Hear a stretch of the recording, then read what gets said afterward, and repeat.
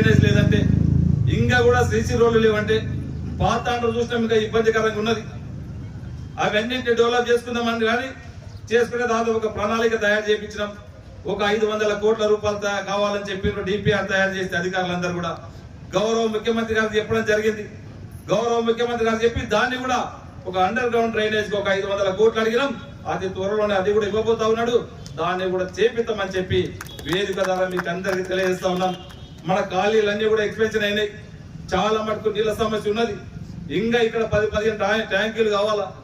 అంత గ్రామాలకు పోయినప్పుడు అన్ని వార్డులకు పోయినప్పుడు ఆ సమస్యలు ఎవరెత్తిండ్రు వారికి అందరూ కూడా పరిష్కారం ఏం చేయాలని చెప్పి అడిగినాం.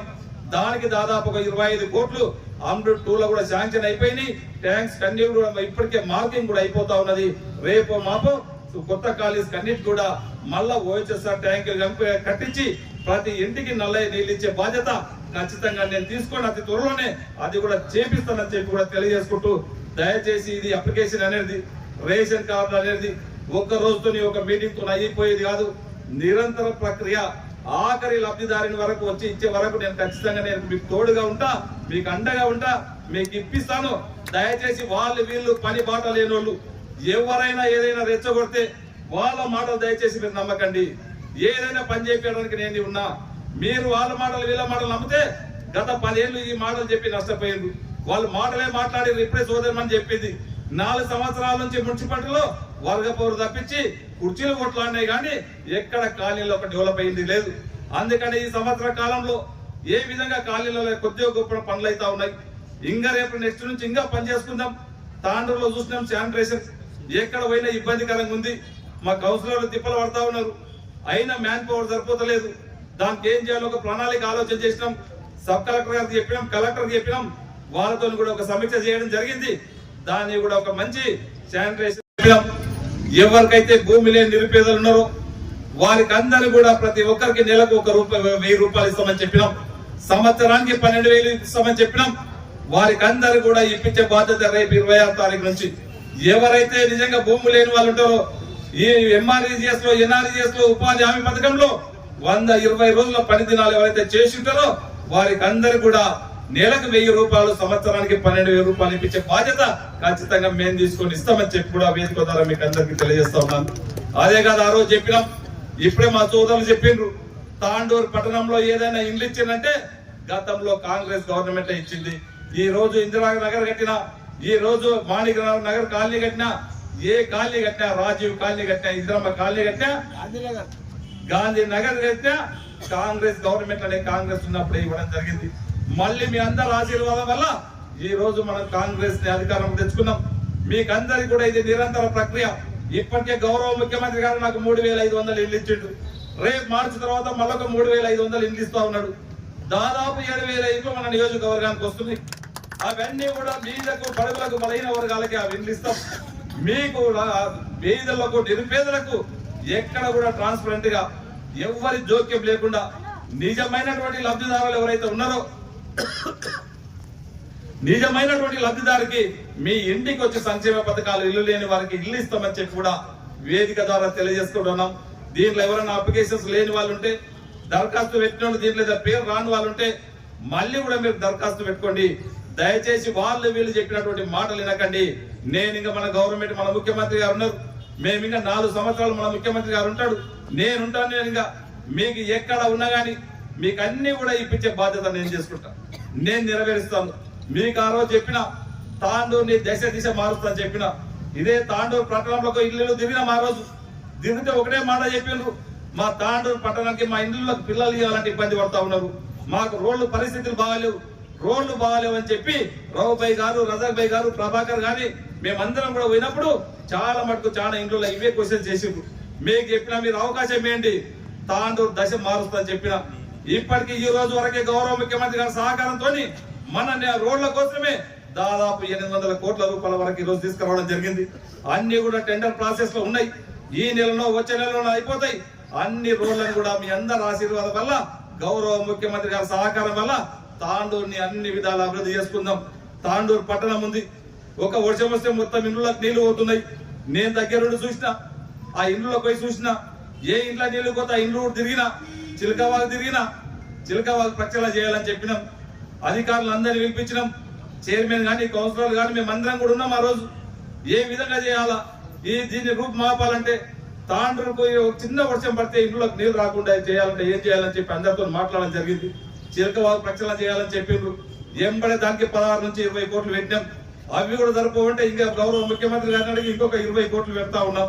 40-45 కోట్ల నుంచి చిలకవాగు ప్రక్షాళన చేసి తాండవకి ఎక్కడ కూడా నీళ్ళు ఇబ్బంది లేకుండా చేద్దాం. అదే కాదు, ఇంకా కూడా ఈరోజు గొల్ల చెరువు ఉన్నది. చిన్న వర్షం పడితే మొత్తం కప్పంతా కూడా తెరలపోతుంది. దాన్ని ఏం చేయాలని చెప్పి జుబేర్ గాని చైర్పర్సన్ గాని వాళ్ళ ఇంట్లోనే కూర్చొని అంత అధికారులను పిలుచుకొని మాట్లాడినాం. ఏం చేస్తే బాగుంటుందని చెప్తే దాన్ని కూడా నీళ్లు బయటకు పంపడానికి ఒక మార్గం చెప్పిండ్రు. దాన్ని కూడా 5 కోట్ల రూపాయలు పెట్టడం జరిగింది. అది కూడా టెండర్ అయిపోయినాయి. అతి త్వరలో రేపు మాపు అది కూడా స్టార్ట్ చేయబోతున్నాం. అదే కాకుండా గౌరవ ముఖ్యమంత్రి గారిని మనకు దాదాపు 75 సంవత్సరాలు అవుతుంది మన మున్సిపాలిటీ చేసుకొని మన మున్సిపాలిటీ ఏర్పాటు. కాంగ్రెస్ పార్టీకి అధికారం ఇవ్వండి. గతంలో 10 సంవత్సరాలు బీఆర్ఎస్ వాళ్ళని చూసినాం, ఏ విధంగా వాళ్ళు పరిపాలన చేసిండ్రు.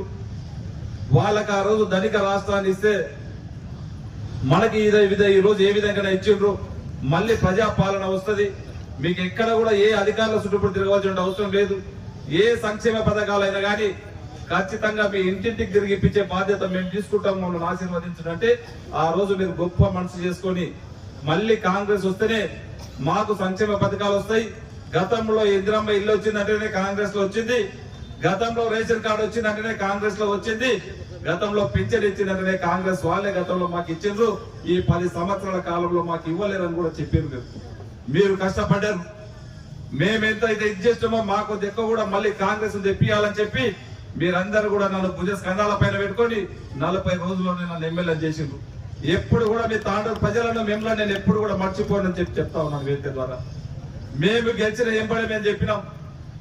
గౌరవ ముఖ్యమంత్రి గారు, అప్పుడున్నటువంటి పిసిసి అధ్యక్షుడు ఇప్పుడు మన ముఖ్యమంత్రి రేవంత్ రెడ్డి గారు, గౌరవ మన సోనియా గాంధీ గారు ఎలక్షన్స్ ముందు కూడా మీకు చెప్పిన 6 గ్యారంటీలు ఇస్తామని చెప్పి ఏదైతే సోనియా గాంధీ గారు చెప్పినరో వారి మాట ఒక శిలాశాసనం.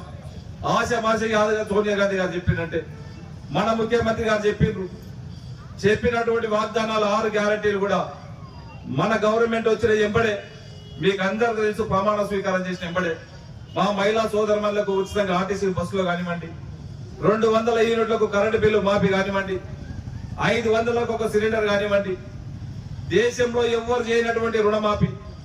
గతంలో మన్మోహన్ సింగ్ గారు ప్రైమ్ మినిస్టర్ ఉన్నప్పుడు, మన దగ్గర స్వర్గీయ రాజశేఖర రెడ్డి గారు ముఖ్యమంత్రిగా ఉన్నప్పుడు అప్పుడే రుణమాఫీ చేయడం జరిగింది. యావత్ భారతదేశంలో 70,000 కోట్లు అప్పుడు వేస్తే మనం ఇప్పుడు ఆర్థికంగా ఎంత ఇబ్బంది ఉన్నా గానీ మనం ఆర్థికంగా చూసినాం. గత 10 సంవత్సరాల కింద ధనిక రాష్ట్రాన్ని ఆ రోజు బీఆర్ఎస్ లకు అప్పచెప్పినాం. ఈ 10 సంవత్సరాల కాలంలో వాళ్ళు ఏం చేసిరంటే మనం అంతా కూడా ఆలోచన చేసుకోవాలి. 7.5 లక్షల కోట్లు ఈ రోజు అప్పు చేసిండ్రు. 7.5 లక్షల కోట్లు అప్పు చేసి మనకి ఇచ్చిండ్రు.